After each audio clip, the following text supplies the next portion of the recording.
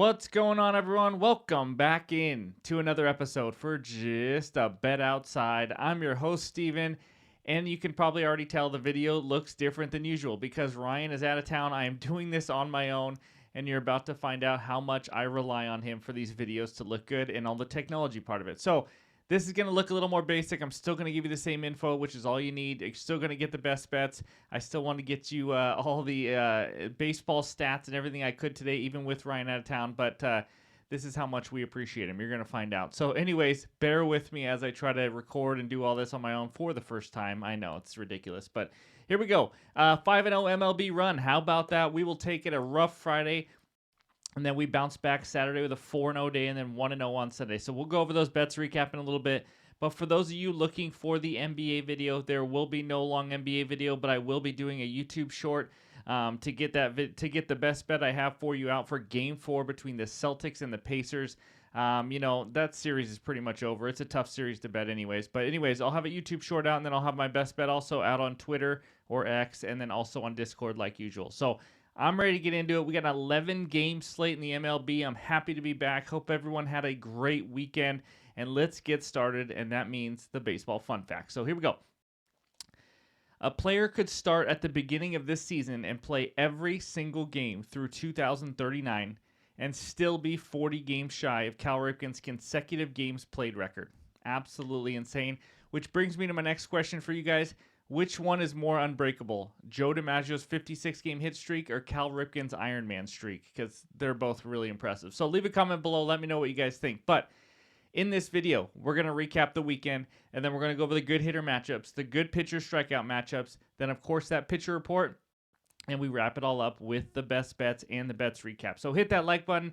Leave a comment below like you guys do every single day. We are extremely close. We may hit 25,000 by tomorrow. That would be absolutely incredible. If you're new to the channel, these videos look better. Bear with me. It's just one day. He'll be back, and then we'll get back after Tuesday. But hit that subscribe button. Come join this awesome community, and let's have some fun. So let's get into it, and it starts with the recap.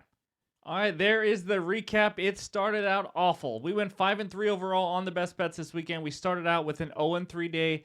Anything that could go wrong did go wrong. The Dodgers blew it and gave up 7 runs on 2 swings. That's right, a grand slam and a 3-run bomb, and they didn't get it done. Stripling got his part done, but Zach Gallen, he gave up over 2.5 runs to the Miami Marlins, and Lugo couldn't strike out anybody. I think he had 0 through 3 innings. He ended up going 7 innings and still only had 3 Ks versus the Rays. It was just one of those days. But then we caught fire. How about 5 straight wins now? Michael Lorenzen over 16.5 outs. Gilbert 17.5 outs was too juiced. We added the no win. If you are new to the channel, we've been adding a pitcher to not record a win as like a second leg to reduce the juice. We've done it, I think, 6 times now, and that no win has won all 6 times. So hopefully we can keep that rolling. But the Nerfy also hit between the Giants and Mets. A leadoff double by Lindor did scare me. But I did watch that Nerfy in the passenger seat while we were on a road trip. And I had my whole family behind it. It was pretty fun to watch. Along with this next one, Phillies money line. They got 6 runs in the 9th. When they were down 1, I was pumped up. My family was kind of pumped up. They just didn't know why I was going crazy. But that was awesome. Nice 4-0 day. And then Sunday, only 1 bet, thank goodness, because it was wild out there in the MLB again. Reed Detmers over 2.5 earned runs. He gave up 3 thanks to the one hitter he let that he faced in his last inning, gave up a single. He got taken out of the game, and that hitter came around to score. And then Martin Perez not even close to recording a win. So 5-0 run. Let's keep that rolling. Baseball has been tough. It is tough to bet. But hopefully this 5-0 leads to a ridiculously good hot streak. There's all the records. Let's get into it. But before we get to those best bets, let's talk some good hitter matchups. All right, there it is. For the 11-game slate, we have 8 good hitter matchups for you today.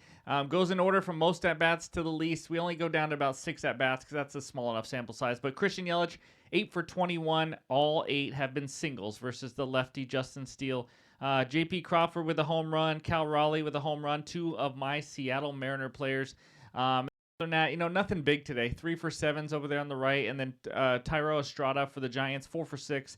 2 extra base hits and a home run versus Taijuan Walker. So those are the good hitter matchups for May 27th. And now let's talk some arms. All right, I know you guys are used to seeing a few of these, but there is no great matchups today. There's only one matchup that was close, and you'll see on the pitcher report, what I'm talking about. Just the pitchers out there and the teams they're facing, just not a lot of great ones. But the lefty, Nick Lodolo, is the only decent matchup. He has a 30.7% K rate. He is facing the St. Louis Cardinals, who have the 12th highest K rate. I could have used it, but Cardinals are pretty close to average, 21.9% versus lefties, and that is in the last 3 weeks. But I will say this, Lodolo's coming back from injury. He may be on a pitch count, as you can see there. He last pitched a few weeks ago on May 11th. Just want to point that out. Just so you guys can be aware of that, because betting an over K prop if a guy gets taken out early would absolutely suck. So that's the only decent pitcher strikeout matchup we have for you today. And now let's take a look at the pitcher report. All right, here is page 1 of the pitcher report, and you're going to see not a ton of great pitchers out there, especially there in Chicago. Fettuccine Nastrini, 11.91 ERA. It has not been pretty for the youngster, but it's only 11.1 innings of his major league career, so take that for what it's worth. Joe Ryan, probably the best pitcher on this page, 2.79 expected ERA. You see that high 27% K rate, but he is facing the Royals, who do not strike out a lot, and the Royals are on absolute fire right now. So other than that, Austin Gomber's had a kind of a decent season. 2.76 ERA obviously is great, but he is due for some regression, but he still had a pretty good season. And then other than that, Nick Lodolo, like I said, the lefty, he can miss some bats, 30.7% K rate. And then we got a couple high walk rates, but McGill, just take in mind, it's only 9 innings pitched, so it's not a huge sample size yet. And then Nastrini, 20.6% walk rate and only 11.1 innings. But yeah, and then we got Chris Bassett-Hound, who, again, like I mentioned, pitches every day. I feel like I talk about him every day, but he's about a little below average type of pitcher. But yeah, that's what we got. Take a screenshot. Hopefully this helps you get some winners. On the bottom is the averages. If you're new and haven't seen this, we want to give you as much info as possible, and we hope this can be a good starting point for your bets every single day. So that's page 1. Let's go take a look at page 2 now. We got the youngster, Mitch Parker, who could probably be Charlie Morton's son. No joke. And Charlie Morton, like we talked about in a baseball fun fact last week, he has just been solid. He's rock solid at age like 40. It's just been unreal. But Justin Steele, lefty, hasn't quite got on track yet compared to his Cy Young candidacy type year last year, but he is due for some positive regression. I think he'll turn it around. Blake Snell, we never know what we're going to get out of him. I mean, he's been up and down. He just came back from injury again, or they said it was an injury at least. But and then we just got another struggling pitcher in Trevor Rogers there for the Marlins. It's just been ugly for him. 5.3 expected ERA, below average K rate, below average walk rate, etc., etc. And he gives up a ton of hits at 12 hits per 9 innings. So the only really good matchup probably on this page is probably going to be Framber versus Bryce Miller down there in good old Seattle. Bryce Miller, 3.41 expected. Framber has a 3.84. And then Miller's been solid. Like most of the Mariners starting pitchers, he has been very solid this season. So that's page 2. Go take a screenshot. Hopefully this helps you get some winners. And now it's time for the best bets. All right, this segment of the show is brought to you by our sponsor, Better Bet. That's BTR Bet, the best place to find, track, analyze, and share your bets. Click that link below in the description. Go check it out right now because you can use the promo code JABO and you get 30 days free. All right, let's get into it. Bet number 1 takes us out to Camden Yards. We got the Orioles hosting the Boston Red Sox. Orioles on the money line, minus 162. Red Sox money line, plus 136 with a total of 9 runs. My best bet is a player prop. Give me Cooper Criswell under 5 hits allowed at minus 120 on DraftKings. So let's talk a little bit about hanging with Mr. Cooper. He has made 7 starts, and he has gone under this line in 6 of 7 starts. By the way, if you don't know Hanging with Mr. Cooper, it's a great show. Little comedy show back in the day, but not great. That was a little exaggerated. But either way, he's not a guy who goes deep into games. So that's what I like to see. Obviously, if you're doing under hits allowed, you want him out of there as soon as possible. We've seen Alex Cora not have a problem pulling him, even if he's pitching a decent game, if he's around 80 pitches and the game situation just calls for it. So that's one thing I like to see. If you don't know much about him, he has a 2.86 ERA. He does not throw hard. He doesn't really throw fastball at all. He goes sinker, sweeper, changeup, and cutter, and not one of those pitches averages 90 miles an hour. So he likes to keep hitters off balance. He's facing an Orioles offense. You think they'd be good because that's what we expected. It has been really, really bad this month. So in the month of May, second to last batting average versus righties at 206. 15th most at-bats versus righties this month, and they have the 27th most hits in the MLB. They just have not been getting a lot of hits. That's all we care about. Obviously, if they get a guy on with a walk and hit a 2-run bomb, it's still only 1 hit, so that's all I care about.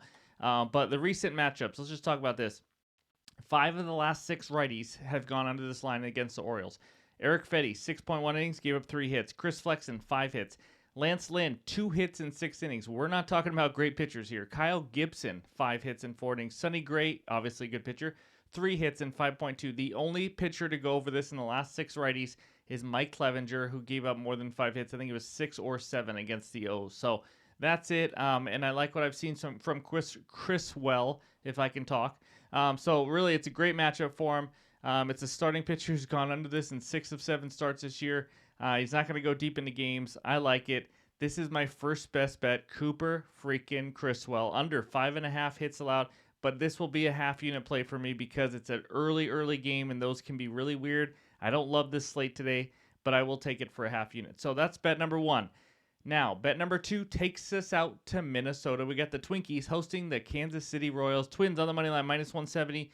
Royals money line, plus 142, with a total of 8 runs in this one. So, my best bet, I'm taking the hotter team. Give me the Royals on the money line. It is plus 142 on DraftKings. This is another half unit play for me because, again, I mean, it's an early game and weird things happen. But I'm just going to play it safe today. You guys obviously put a unit, whatever you want to do, tail fade. But for me, it's going to be half unit play. So Kansas City, 8-2 in their last 10 games. They've been absolutely smoking hot. Just had their 8-game winning streak snapped on Sunday. But they haven't. This is the crazy part. We think about their offense, and they've been good. Their pitching has been great. They have not given up more than 4 earned runs since May 13th. That's pretty crazy. So it's a good pitching and hitting combo right now. They're in good old Kansas City. They've been better at home. Obviously, they're going to be on the road here. They've been better at home. But I think that's why we're getting this good price too. So I did like what I saw from them, winning 2 of 3 in Tampa over the weekend. But let's talk about the pitching matchup. We got Alec Marsh and Joe Ryan, the man with 2 first names. But let's start out with Marshmello first. He's been better than I thought he would be. Honestly, I thought he was going to get rocked this year. I didn't think he was that great of a pitcher, but he's made improvements. So he has a 2.72 ERA. He's given up 3 earned runs or less in 7 of 8 starts this year. That's keeping your team in the game, giving them a chance to win every single time. He's limiting hits, only 34 given up in 43 innings. He's actually given up 5 hits or less in 7 of 8 starts, and he's facing a Twins offense in the last 2 weeks has been absolutely brutal. We're talking 188 batting average, 29th in the league, dead last in WRC plus versus righties, which is weighted runs created, the overall way of telling how your team scores. They've just been dreadful. Let's just face it. So, and then we go to Joe Ryan. So he's been good. But when you look at the numbers, the only thing he's really doing better than Marsh is striking out more hitters. That's it. He has a higher ERA, actually. I'm not saying Alec Marsh is definitely a better pitcher or anything, but I just don't think there's as big of a difference as these books are saying. He's made 10 starts, and he only has 3 wins. If that tells you anything about him and the Twins, really more the Twins team. Twins bullpen and the offense have just been really hit or miss, really inconsistent. The Twins are 6-4 in Joe Ryan starts, so they've only won 6 of 10. It's not like he's just a guarantee win for the Twins or anything like that. So really, in reality, I think these starting pitchers are about even. The Royals have the much better offense. They have the better bullpen lately. Starting pitchers, like I mentioned, I kind of like Marsh right now. And all this, and we get plus 142. It's a big value play here. So give me the Kansas City Royals on the money line at plus 142. And those are my 2 best bets. Like I said, I don't love the slate right now. Any leans or added plays I will have in the pinned comments on X and on Discord. But that's what we got for now. These games start early, so if you're going to get your bets in, get them in early as well. So thank you for putting up with just a video with me and no Ryan producing and making this look all snazzy, but we got through it. So let's go take a look at the bets recap. All right, there it is. Cooper Criswell under 5.5 hits allowed at minus 120 on DraftKings for a half unit. And then my other half unit play, the Kansas City Royals on the money line at plus 142 on DraftKings. That's what we got. Like I just mentioned, in case you fast forward to this part, any added plays will be in the pinned comments below on X and on Discord. The NBA best bet will be out on a YouTube short. It's probably already out by the time you've seen this video, so go check that out as well. All the write-ups are in Discord, and also put the plays on Twitter. So that's what we got. Thank you guys. I appreciate it. Take it easy on me in the comments. You know, I know this video doesn't look as sharp without Ryan, but also thank Ryan because he's awesome. So he'll be back tomorrow. We'll get back to normal, but hope everyone has a great Monday, a great Memorial Day, and we'll talk to you soon.